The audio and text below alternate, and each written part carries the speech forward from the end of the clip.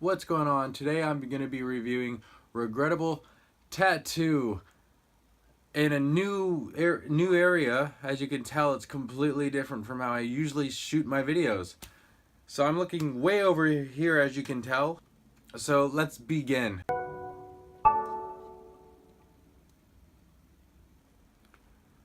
Anyone who has had a tattoo at some point regrets a tattoo. Not necessarily because it's bad. Do you see my tattoos? But because at some point, multiplied tattoos become a form of fun. And yeah, just put whatever you want on me is a thing. Because from what I've noticed is after my first tattoo that I put on a part of my body that I wasn't very proud of, turned into an entire sleeve of tattoos. As you can tell, it's very addicting. Regrettable Tattoo is a 2 to 4 player domino-style tile placing game that plays in no more than 30 minutes and has players avoiding collecting points in order to have the least amount of regret in their experience of tattoos. That's right, you'll be playing cards very offensively rather than defensively because you want to make sure that each opponent has more points than you do at the end of the game. Because nobody wants to have bad tattoos on their body. The game comes with the Regrettable Tattoo Bag that's going to be holding all the regrettable tattoos that are double-sided. To get the game going, we're going to go ahead and do a 2-player experience. She'll place 44 cards into the bag. I'm going to say that this is 44. I didn't count it, but I believe in myself enough to assume it is. So I'm going to throw it in the bag. Perfect. So once that happens, the player needs to draw their first tattoo. So this is a 2-player experience, like I said. So I'm going to have the first player and the second player here. Perfect. Now it looks like the light's kind of in the way. So let's have first player over here. Second player is here. Perfect. So this is the first setup. Keep in mind you are able to change like the side if you want. Sometimes zaps will show up. Just go ahead and play the side with the tattoo on it, okay? You will then draw 3 cards from the canvas bag, as you see here. And that is now your hand for the first round. So once you're ready, go ahead and select somebody to be the first player.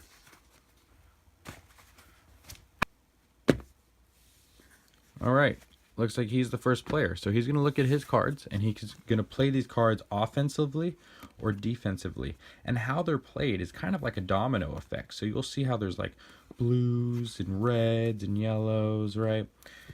You have to either connect them to yours or your opponent's cards. Now, let's see what we can do here. So this, obviously for me, I already noticed he has kind of like an anchor here. And I know that how scoring works is if I can get 3 anchors to kind of face each other, it's going to be 10 points. And remember, the lowest points win. So I need 10 points to go there. Or if I just, if I can connect 6 cards around one of these, like if I can get one in each one of these flat sides, that'd be 5 points. But, obviously I want to go for the anchor here. So let's see what we got. I see a yellow anchor, and I see a yellow anchor here. So I'm going to go ahead and play this like this. So I only need 1 more anchor to go here to give him 10 points. Now it's his turn. So he looks at his cards and he's all right. I know, obviously I have to get back at him. I have a zap, so that's good to keep in mind. A zap is going to be able to remove points. Like you just place it over a card and it removes the points. Now the trick is you can't play a zap over a card that already has a zap, but you could play a tattoo on top of a zap. So in tattoo terms, if I zap away this tattoo as an example, and then I play another tattoo on top, it's a permanent tattoo. You can't zap it again. Anyway, so back to the game.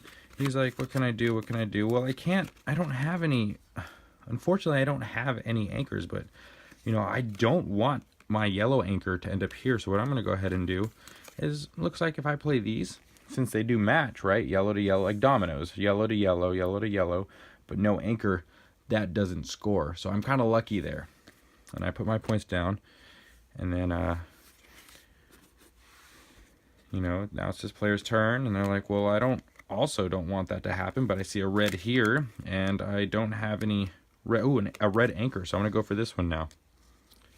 And then he looks, and he's like, yeah, well, you know what? I don't know. I'm gonna go ahead and play a blue here, like that, right? And this player goes, and just for the sake of the game, I changed the tattoo out just to show you an example. And this is definitely blinding all of you. I apologize for the last minute. Example of what a scoring card would look like. So let's say play the anchor here. So it's connected, you know, reds. Let's move this whole thing over. I apologize.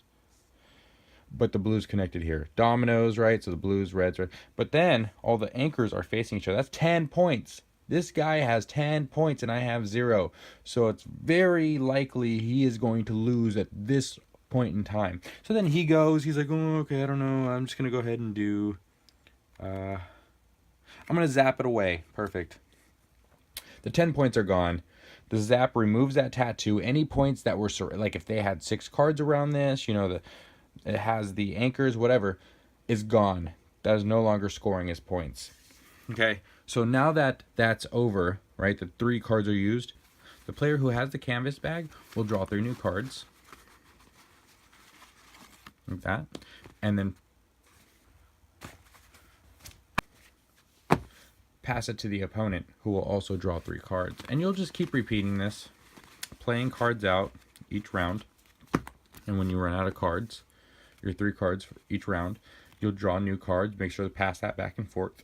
And if you have more players, whatever. And with more players, of course, you know, you could choose if you want to play on his or hers or hers, whatever you want to go with. The point of the game is like once the bag is empty, you're gonna want to go ahead and just score the points. And remember, it's like 10 points for the anchors and 5 point. Like this would be, and don't even dare look at any of the colors in this domino effect because it's completely wrong. But let's say there's 6 cards between surrounding one that is 5 points. This is 10 points. Don't even think about judging me because that doesn't match. Imagine it matches. Anyways, do this until the bag is empty.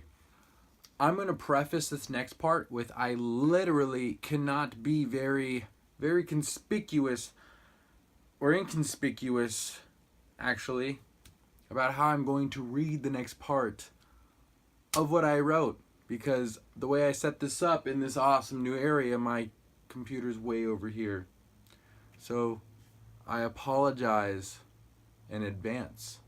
I like the gameplay of an abstract because it's very direct and to the point. I don't need to rely on old Lucky to provide me any wins because it really boils down to me having observed the play table enough to see every action and every winning action.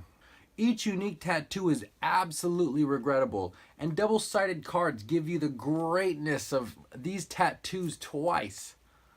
I like the different styles of art and subtle additions of traditional American colors and design for the outer part of the card. It's an easy game to play because of the gameplay, and I'd consider it as family friendly as you can imagine a tattoo abstract tile placing game can be. The real question is, how are you with crude humor, and the groups you want to play with, how are they with crude humor? I'm gonna be a little honest. I don't like how dull the game can be at 2 players. A very back and forth experience, and while yes, it's playable, I'd mark it as a 3+ for the best experience possible. The game itself, from what I've seen, doesn't score too high.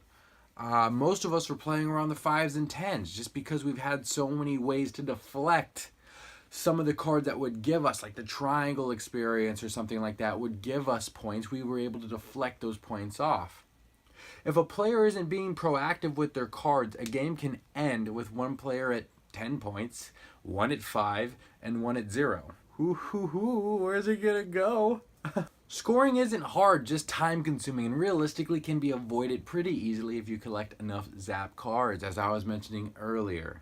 It's a straightforward abstract with a tile placing abstract experience tossed on top. While I think theme matters, this one is just touching the average scale. Match colors and avoid having the most points. The artwork is applied well, and the design is simple to play and easy to learn. I'm sure a couple rounds will help you adjust your senses to gameplay for more tactical experiences. Would I consider it a high replay value? Maybe it's the crude humor, abstractiveness of the gameplay, or it just being a game with what I felt was a theme just thrown on top. I wouldn't pull this out as often as I'd like. Does that mean it's a bad game? Absolutely not. People love abstracts. But I personally just felt like I think the theme could have been more. I think the theme could have been implicated better. With that being said, it is a good game. It's a fantastic abstract. I'm just very biased because I do like the theme a lot, and I liked the gameplay, and I think there could have been a better exchange of words between the two languages. But of course, this isn't about me, it's just an opinion. What do you think? By the way, if you have tattoos, I'd like to see them. Check me out on Instagram, Andy Tabletop, and show me your tattoos. I'm very interested. These are mine.